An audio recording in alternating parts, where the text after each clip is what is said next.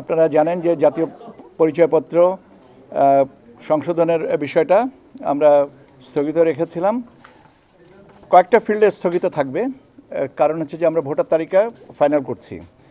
কাজে সংশ্লিষ্ট ভোটারের নাম, বাবার নাম, মায়ের নাম, পেশা, জন্ম তারিখ, তার ভোটার ঠিকানা এবং ছবি, এই 7টা ফিল্ড এই মুহূর্তে পরিবর্তন করা যাবে না।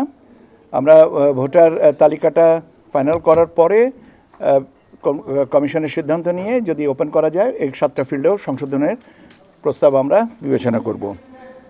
এই মুহূর্তে যেগুলো করা যাবে সেগুলো হচ্ছে স্বামী বা স্ত্রীর নাম, বৈবাহিক অবস্থা, শিক্ষাগত যোগ্যতা, প্রযোজ্য ক্ষেত্রে ধর্ম, প্রতিবন্ধকতার ধরন, এই জিনিসগুলো, টেলিফোন নাম্বার, বিশেষ করে টেলিফোন নাম্বারটা পরিবর্তনের বিষয়টা এসছে আয়করের সাথে। অনেকেই সমস্যা ফেস করতেছেন যে তারা যে টেলিফোন নাম্বারটা ব্যবহার করেছেন এনআইডিতে, সেই টেলিফোন নাম্বারটা রেসপন্সিভ না ফ্রম অনলাইন রিটার্ন সাবমিশনের। সেই কারণে এই জিনিসগুলোকে আমরা এখন সংশোধনের সুযোগ রাখছি, কিন্তু ওই 7টা ফিল্ডে আমরা এই মুহূর্তে সংশোধনের সুযোগটা দিতে পারছি না। তার কারণ হচ্ছে যে যদি ঠিকানা পরিবর্তন হয় বা নাম পরিবর্তন হয় তাহলে এটা ভোটার তালিকায় ইম্প্যাক্ট করবে। সেই জন্য আমরা এই মুহূর্তে এটা করব না, বাট ভবিষ্যতে সময় ফার্স্ট অ্যাভেলেবেল অপরচুনিটিতে আমরা এটা ওপেন করে দেব। দ্বিতীয় বিষয়টা হচ্ছে যে নতুন এনআইডি আপনার নিবন্ধন কার্যক্রম কিন্তু চালু আছে এবং এটা চালু থাকবে। এটা 24/7 এটা চালু থাকবে, এখানে কোনো প্রতিবন্ধকতা নাই। তবে ভোটার তালিকায় অন্তর্ভুক্তি হবেন বা হয়েছেন 31শে অক্টোবর 2025 পর্যন্ত যারা 18 বছর অর্জন করেছেন এবং নিবন্ধিত হয়েছেন তাদেরই নাম ভোটার তালিকায় আসবে।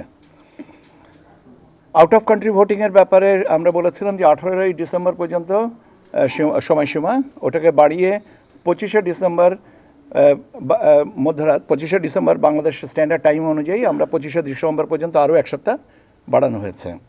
এবং আপনারা আউট অফ কান্ট্রি ভোটিংয়ের নিবন্ধন প্রক্রিয়াটা এখানে আমাদের যে স্ক্রিন আছে এখানে আপনারা নিয়মিত দেখতে পাচ্ছেন যে আমাদের প্রগ্রেসটা কীভাবে, এবং উই বিলিভ যে প্রগ্রেসটা বাড়বে। এখন বাড়ানোর সময় বিষয়টা হচ্ছে যে অনেকে প্রবাসীরা বলেছেন যে এটা বাড়ালে ভালো হয়, তো ঠিক আছে, আমরাও যদি দেখলাম যে আমাদের বাড়ানোর সুযোগ আছে, ভালো কথা, করানোই যেতে পারে।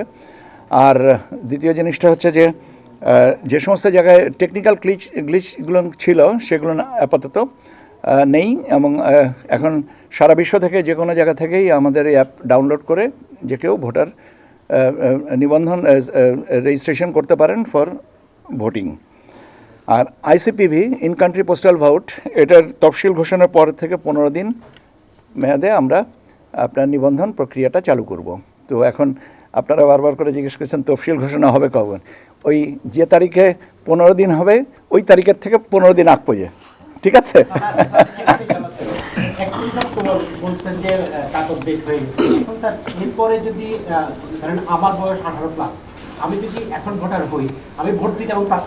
না,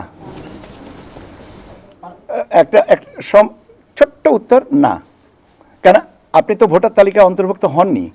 18 তারিখের পরে আপনি যদি 18 তারিখের আগেও যদি 31শে অক্টোবরের আগেও যদি আপনি 18তে হয়ে থেকে থাকেন, কিন্তু আপনি তখনও হননি, কিন্তু পরবর্তীতে ধরেন নভেম্বরের 1 তারিখে হয়েছেন, কিন্তু যেহেতু আমাদের চেক আউট ডেটটা ছিল, কাট অফ ডেটটা ছিল 31 তারিখ পর্যন্ত, কাজে আপনাকে অন্তর্ভুক্ত করার সুযোগটা নেই, কেন ওখানে বন্ধ করতে হবে, কোনো না কোনো জায়গায় একটা সীমারেখা টানতেই হবে, ঠিক আছে? এটা আমার জানা মতে না, ঠিক আছে, পারতে পারেন যদি কমিশন সিদ্ধান্ত দেয়। আইনগত আছে, আপনারা একটু ভোটার তালিকা নিবন্ধন আইনটা দেখে নিন, মুখস্থ নাই আমার। না, এটা মূলত হচ্ছে আপনার আউট অফ কান্ট্রি ভোটিংয়ের স্থানান্তরের সাথে আপনার যেহেতু নাম পরিবর্তনের বিষয়টা আছে এবং পেশার অন্যান্য বিষয়গুলো আছে, সেই কারণেই জিনিসটাকে দেখা হয়েছে যে যেন এই জিনিসটা হয়। ফটোগ্রাফ চেঞ্জ করার সাথে আপনার সিনক্রোনাইজেশনে এনআইডি ডেটাবেজের সাথে সিনক্রোনাইজেশনের সমস্যা হয়, নামের সাথে এনআইডি ডেটাবেজের সিনক্রোনাইজেশনের সমস্যা হয়, এই সমস্যাগুলো না আমরা ফেস করতে চাইনি, স্লিমলেস রাখতে চেয়েছি, সেই জন্য এটা করা।